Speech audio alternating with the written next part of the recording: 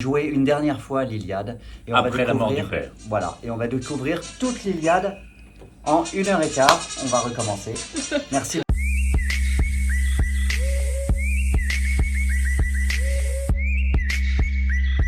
Alors il s'appelle Alexis. Il s'appelle Damien.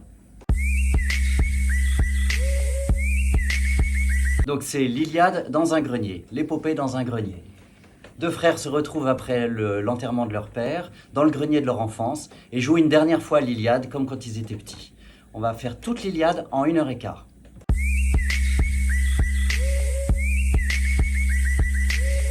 Un génie, puisque ce qu'il a fait, le poème qu'il a créé est venu de moins 800 avant Jésus-Christ jusqu'à aujourd'hui. Il a surtout voulu rendre hommage à tous ces guerriers. Il a fait un monument aux morts en fait, voilà, avec toute la liste des guerriers. Ce qui est très fort aussi, c'est que je pense que Homère, il est multiple, puisque c'est parti d'un homme qu'on appelle Homère, et puis ça s'est véhiculé pendant des siècles par voie orale.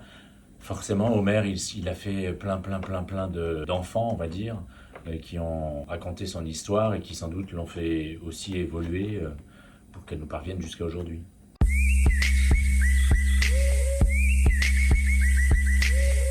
D'une part avec une costumière et des accessoiristes, Ghislaine Dussert qui est au Théâtre Libre à Saint-Étienne. On a aussi beaucoup farfouillé avec Emmaüs, à Le Bon Coin, eBay. Tous les guerriers ont un couvre-chef. Les Troyens sont en rouge et les Achéens sont en jaune. Donc on a trouvé un signe distinctif pour tous les guerriers. Et tous les dieux ont des tenues longues. Comme ça, on sait tout de suite, même si on se perd un peu dans les noms, si c'est un dieu, si c'est une déesse, si c'est un guerrier, et s'il est troyen ou s'il est achéen. On a fait quelque chose pour simplifier au maximum la lecture de l'Iliade.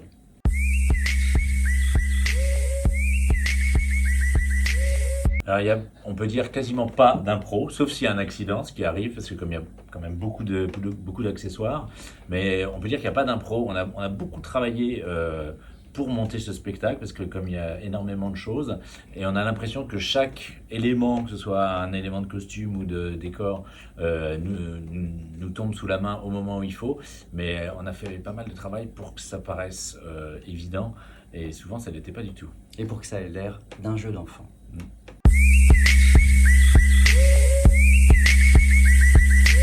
Échauffement classique. Ouais, on fait un échauffement sportif en fait. Ouais.